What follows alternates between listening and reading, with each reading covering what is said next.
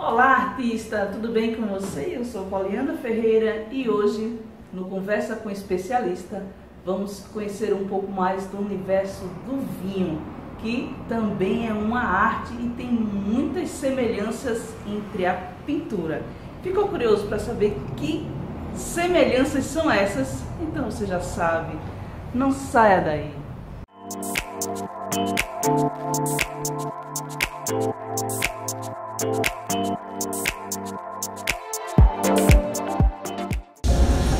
Muito se fala em vinhos, em a arte de degustar vinhos, a arte de elaborar vinhos e compara ele com a obra de arte.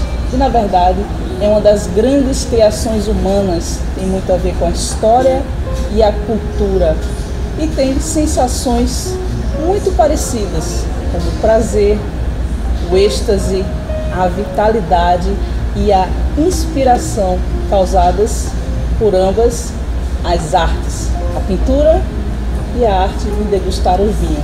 E a gente queria aprender um pouco mais como degustar o vinho enquanto a gente pinta. E hoje estamos com Rildo Saraiva, que é enófilo e vai falar muito sobre vinho pra gente. Tudo bom, Rildo? Boa, como tá? Uma abertura dessa não pode ser melhor, né? Então, Rildo, muitas pessoas veem que eu adoro tomar um vinho enquanto pinto, mas às vezes elas não sabem que vinho escolher. Existe realmente um vinho mais suave para se começar ou isso é história fiada? Não, a questão não é nem a questão do vinho suave ou a história fiada, né? A história sempre é boa, seja fiada ou não, sempre eu acho que o prazer de contar a história acho que é um talento. E o talento para o vinho também, como pintura, é um talento. Então a questão do vinho, de você tomar um vinho mais leve, né, como a gente fala, né, o termo mais assim, que eu gosto mais de utilizar, um vinho mais elaborado, um vinho mais leve, uma estrutura mais que não agrida muito, para quem não tem costume do vinho ainda, um vinho que não tenha tanta astringência, né, que agrida muito a boca. Um vinho tinto, geralmente um vinho bem elaborado, que passa por barrica, realmente é um vinho que vai, para quem não tem costume, ele vai sentir, amargo, né? Ele vai dar aquele, que é o tanino dele, né, que é a acidez do vinho, o tanino, ele sente aquele travar aqui atrás da boca, né, aqui na lateral da... Isso é falta de hábito, então? Não, isso é o que o vinho passa isso. Agora você com a elaboração, na hora que você tem um entendimento melhor, você já entende que aquilo ali você até quer sentir aquilo para você sentir o que realmente está, o que sai da garrafa que você está lendo. Vê tudo, os aromas, vê tudo. Como a gente não está acostumado, aquilo é um turbilhão, você sente um impacto.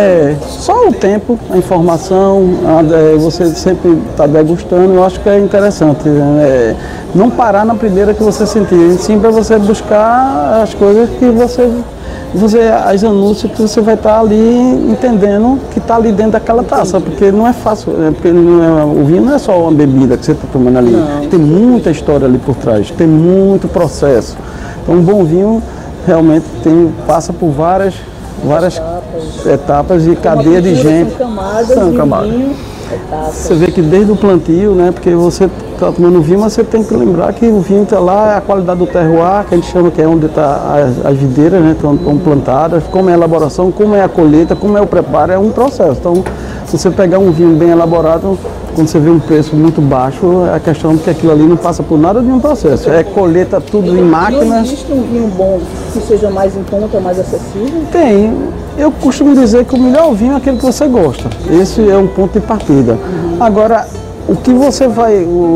a questão do preço, custo-benefício, é o dia a dia que é o seu paladar que vai dizendo. Porque não adianta você pode tomar um vinho de 10, 20, 30 reais, por exemplo, e você tomar um vinho de 200, 300, sei lá, qual o valor que pode ser, não? Se você não tem esse paladar ainda, então não está adiantando muito se você... eu acho que comprar um vinho, passou de 50, 60, 70 reais, um vinho que você não tem um conhecimento, está comprando pelo preço, porque acho que é um preço de 80 reais ou 100, vai ser... Depende do meu paladar, o que é que eu estou realmente apreciando aquilo ali, se eu tenho realmente alguma intimidade para esse paladar, para você estar gastando dinheiro ou não. Esse aqui eu achei bastante... É um vinho interessante. Muito, ele tem...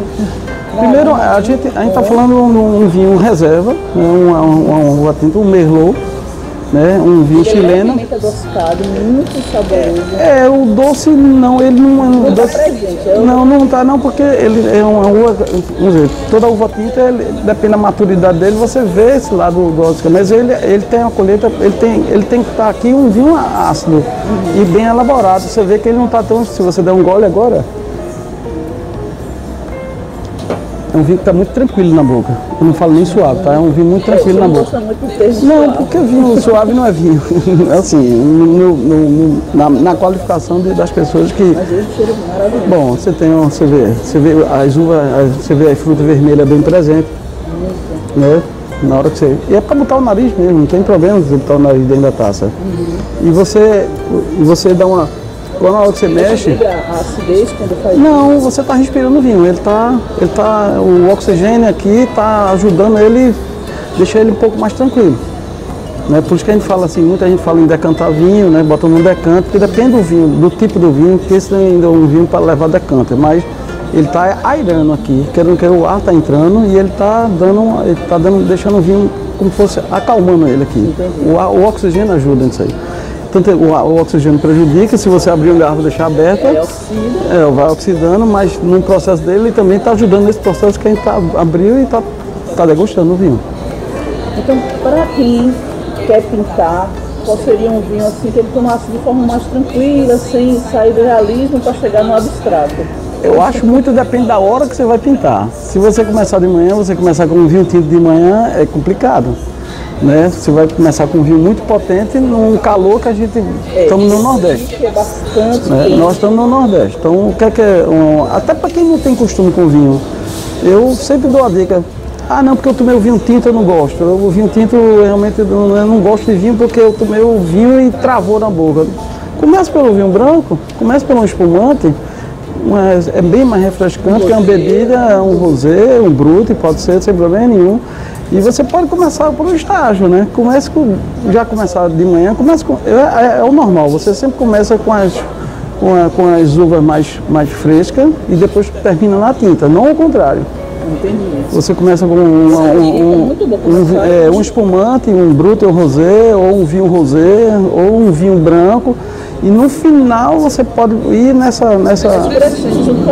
exatamente.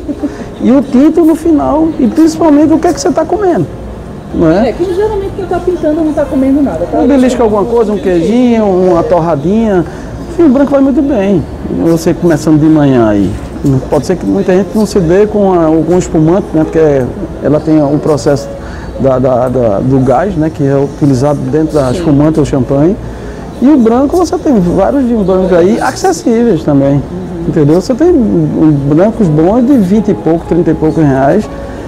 Eu aconselho assim, pegue sempre um vinho que tenha alguma historinha, para você não estar também comprando um vinho sem saber do que é, tanto caro ou barato demais, você não sabe o que é que tem dentro. Porque o processo é muito importante do que é que você está pegando. Quando você está tomando aqui... Tem uma configuração assim para o leigo olhar no rótulo. Isso aqui é um vinho tranquilo para eu tomar... Hoje a gente tem uma acessibilidade muito grande, né? Então você pode, um vinho que você vai tomar alguma coisa, você escolhe uma uva. Você tem uma Chardonnay, uma uva, é a rainha das uvas brancas.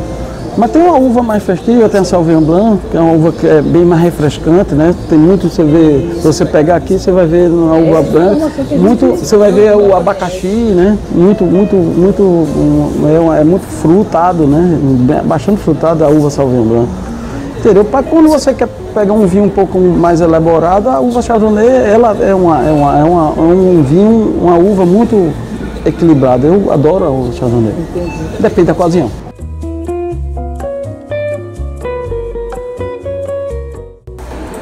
Mas você sabia que surgiu um movimento chamado Painting Sip há cerca de 10 anos nos Estados Unidos, onde os artistas se reúnem para pintar juntos. Eles formam uma fileira, enquanto o professor vai instruindo eles do que fazer, é servido vinho durante aquela sessão de pintura que dura em torno de 3 horas. E esse movimento só tem crescido. Eu acredito que essas 3 horas a turma deve passar muito rápido, né? Ninguém nem sente, tem tomando vinho e pintando 2 artes fantásticas, né? Então, eu acho um momento bem válido.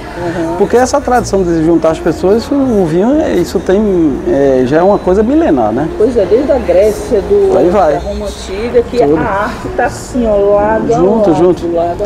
Até porque o processo do vinho é um processo de elaboração, então tem um teor artístico muito grande, né? De sensibilidade muito grande. E a indústria do vinho notou que as pessoas mais presentes nesses movimentos, até de levar sua própria garrafa para tomar junto enquanto pintam, em pessoas mais jovens, de cerca de 25 a 40 anos, e em sua maioria mulheres. Deve ser justamente pela dedicação à pintura, mais a arte do vinho, então só cresce esse movimento lá. Principalmente quando você está falando lá de mulheres, a incidência hoje das mulheres ao mundo do vinho é uma coisa que é muito crescente.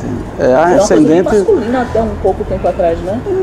Eu podia dizer que não é nem masculino nem feminino, mas o feminino acompanhando, né? Quando a mulher também ela degusta o vinho junto com o seu companheiro, com um amigo, alguma coisa, isso ajuda, porque a pessoa geralmente sai para beber. Antigamente você sabia que era uma incidência muito grande de uísque. Então, o uísque era uma bebida muito isolada. Sim. O vinho pede acompanha, pede você mais outra pessoa. Não se fica bebendo vinho, se degusta vinho.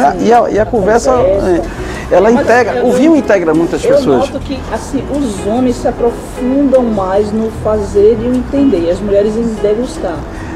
Mas mudou muito. As mulheres hoje, tanto que a gente também faz, de vez em quando junta um grupo, a gente contrata, a gente tem nosso professor, nosso sommelier que dá aula. Então a incidência das mulheres no mundo do vinho, a nível até de aprendizado, é muito grande. E graças a Deus, porque isso eu acho ótimo. Muita curiosidade. É muito bacana. Eu costumo dizer que o mundo do vinho é um caminho sem volta, sem dúvida. Pois é. Quando você toma um bom vinho e sabe que está tomando bom vinho, você não volta a tomar borra nunca. O melhor de tudo é quando você começa a ter aquele conhecimento que eu disse a você. Eu acho o mais elegante não só tomar um vinho, é quando você tem o discernimento de começar a associar o tipo do vinho com a comida que eu conheço, que se chama harmonização. Esse para mim é um casal perfeito. Quando você sabe escolher aquele vinho ou a uva, dependendo do que seja, o grau da pessoa, né, de conhecimento, que é associado àquela comida que ele vai comer, uma gastronomia associado ao vinho que ele está, então é um equilíbrio perfeito, porque você tem uma harmonização. Não tem aquele negócio, mas o vinho está bom, mas a comida não está legal. A comida está boa, mas o vinho ficou fraco. Por quê? Desequilibrou. Eu lembro que eu estive na tua casa e a gente ia almoçar uma feijoada. Eu disse, meu Deus, será que existe um vinho que entre a harmonização com uma feijoada me surpreendeu? O vinho rosé, que a espumante rosé é um maravilhoso. Porque muita gente brinca, que eu acho engraçado, diz assim, não, eu não tomo vinho não, mas eu gosto de tomar espumante. Espumante é vinho. Espumante é vinho, vinho branco é vinho rosé é vinho tinto é vinho. Porque muita gente acha que vinho é só vinho tinto. Não. Então, quando eu brinquei naquele dia, a gente comeu aquela feijoada com espumante e rosé, porque a rosé é uma bebida que ela leva a rosé diferente, que é uma brute, mas sem que é uma brute e rosé, ela tem um levemente adocicado. Então, o adocicado dela e com o gás dela, ela dá uma atenuada na gordura da feijoada. Então, dá um equilíbrio. Muita gente não pensa. Eu já fiz eventos grandes que eu fiz feijoada harmonizada com vinho rosé. Vários. É fantástico. Eu provei e aprovei. É fantástico. Muita gente diz, mas vinho rosé, um espumante rosé com feijoadas, prova que você... Qual a diferença de um sommelier, de um enófilo e de um enólogo? Para quem sabe mais. Na base do início. Enófilo somos nós, que somos apreciadores de vinho. Qualquer um pode ser um enófilo. Pode, qualquer um. Gostou do vinho, apreciou o vinho, o degustador de vinho, ele já é um enófilo já de carteirinha. A questão do enólogo e o sommelier são duas coisas, são muito parecidas, mas a função do sommelier, que não é o enólogo, né? O sommelier é aquela pessoa que tem um entendimento de todas as bebidas, inclusive vinho também, que vai lhe auxiliar na harmonização que eu acabei de falar. Você vê, um bom restaurante tem um sommelier. né? Que é realmente um restaurante para ter um sommelier, é um restaurante vai mais... pedir o prato e ele vai indicar... ele vai dizer assim, olha, eu queria comer, que eu acho que é até bom. Muita gente às vezes fica com receio de chamar o maître, chamar o sommelier do restaurante. Corre o risco de harmonizar errado. Não é nem corre o risco. Na hora que você está chamando, mesmo eu tenho entendimento, eu gosto de chamar o sommelier. Primeiro, o profissional, ele se sente, né, valorizado porque você está chamando ele. E eu disse assim, olha, eu estava querendo comer uma carne, qual o vinho que você me aconselha? De custo-benefício? A gente usa até esse linguajar também, tá? Essa linguagem, para ele dar um vinho dentro do equilíbrio, mas dentro do que eu vou comer. Eu quero comer o camarão, qual o vinho que você me associa? Então é essa solicitação com você, com o maître, o sommelier, que tem um conhecimento, eu acho que é tão importante e vai te ajudar nessa harmonização, então, esse equilíbrio. Junto da degustação, ele vai te auxiliar justamente no elemento de associar o que você vai comer e o que vai beber. Essa é a função do sommelier. Fora as outras, que é muito detalhe. E o enólogo, justamente, aí primeiro o enólogo, para ser um enólogo, ele tem que ter estudado agronomia. Uma escola de agronomia para depois ele virar um enólogo, mas isso é um caminho muito longo. Como você fazer medicina, não é um curso técnico de uma coisa, entendeu? O sommelier é um curso mais técnico, mas não é um curso mais elaborado como o enólogo. O enólogo, ele entende desde o terroir, que é o terreno onde vai plantar, desde o plantio, da elaboração, da escolha da uva, da escolha do tempo da uva, de experimentar com a hora certa, de colher aquela uva, fazer o processo, fazer a receita dele dentro da vinícola, o tempo dele, medir a acidez, o tempo, até engarrafamento e até para ser vendido. Então o enólogo, veja quantos caminhos. Ele entende desde o terroir, do terreno, tem muita gente que vai atrás de chama o enólogo para ele analisar a terra, ver a videira, ver qual o tipo de uva que dá ali naquela região, o clima, tudinho. Ele entende desse processo todo, até o engarrafamento. Muito mais longo o caminho, né? Muito. E você vê quanto vinho já foi retratado na pintura, né? Muito. Até hoje. Eu já vi telas até ser pintado com o próprio vinho. Eu vi, tem uma artista nos Estados Unidos que fez uma exposição de telas que ela não utilizou a tinta, fez toda com vinho. Vou mostrar para vocês as imagens de alguns dos quadros que ela pintou. Bacana. Muito interessante. Até a Ana Guerra também chegou a fazer alguma coisa desse tipo. Tá? Que é uma nordestina nossa aqui, pernambucana, fazendo, graças a Deus, sucesso também lá fora, né? Pois é. Com a ateliê dela em São Paulo. Eu me lembro que ela fez um processo de quadro, até mandou umas imagens para mim, ele disse, se pinta com vinho também. Aí é bacana isso, pernambucana, né? Ana Guerra, uma artista pernambucana muito conhecida lá em São Paulo, foi minha aluna. Então, não há limites quando a gente entra nesse mundo da arte. Louvre, Estados Unidos, já expôs muita coisa aí, tem muito caminho. Grande. Graças a Deus, né? Pois a ideia é essa. Muitas dicas, né? Muitas. Agora só é agora praticar. Eu achava que era só eu que me sentia relaxada enquanto pintava, mas você está vendo que o especialista fala que todos devem aderir à prática de saborear um bom vinho, degustar um bom vinho enquanto pinta. Hildo, com certeza. Muito obrigada pela... Eu que agradeço uma oportunidade mais uma vez, né, para estar aqui. E se vocês quiserem saber mais coisas, você também pode se inscrever aqui e seguir o clube. Vinho Clube. O Vinho Clube. Bemudo, né? No Instagram tem lá o Vinho Clube. E também a gente está com um espaço também, dentro do Empório, um espaço que a gente criou também do Vinho Clube, dentro do Empório Clube Gourmet. Você pode também seguir no Instagram. E a gente tem, amanhã mesmo já temos evento essa semana, vamos estar com programação com o chefe de cozinha, harmonizando, não para. Brincando. É uma brincadeira, né, de um trabalho artístico que não pode parar nunca. E eu ouvi dizer que uma pessoa ia sortear uma champanhe francesa, foi? Uma espumante rosé francesa extraordinária. E vamos fazer esse sorteio. Tá de pé, viu? Olha, a promessa tá de pé. Para você concorrer, você tem que ser de Recife e seguir o Vinho Clube e o nosso... Dá tempo de eu mandar buscar a garrafa para mostrar já? Dá tempo. Cássia, por favor, pega aquela La Roche Rosé, por favor, ali, a garrafa. E aí vai mostrar já o que vai ser sorteado. Me segue no Instagram, que é o Poliana 3D, o Vinho Clube, e ser inscrito no canal. Ser de Recife. Olha que coisa bacana. Um espumante La Roche Rosé extraordinária. Essa aqui é uma espumante que você pode tomar com aquela feijoada. Tranquilo. Agora, segredo de qualquer bebida, temperatura, gente. Como um vinho tinto, no máximo 16 a 18 graus, nem mais nem menos. Um branco você pode botar aí a 8 graus, isso é outra dica bacana. Sim, muito E um importante. espumante 6 graus, 8, não mais, que é isso aqui. Uma espumante dessa, ou um vinho branco, 6 a 8 graus, perfeito. Fácil. Botar o gelinho, metade água, metade gelo. E o gelo tem que chegar, a água tem que chegar aqui, ó. Quando você botar num baldezinho, tem que estar aqui. Porque muita gente só bota aqui, ó. Aí você está gelando aqui para baixo, daqui para cima está faltando o resto. Então, aguinha sempre pertinho do gargalozinho e boa degustação. Então, Tintim. Saúde.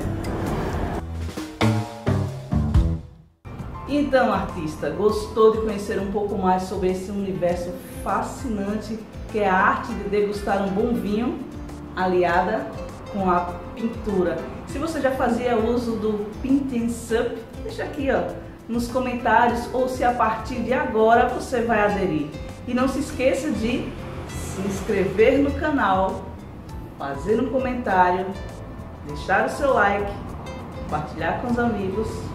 Um beijo e até a próxima aula.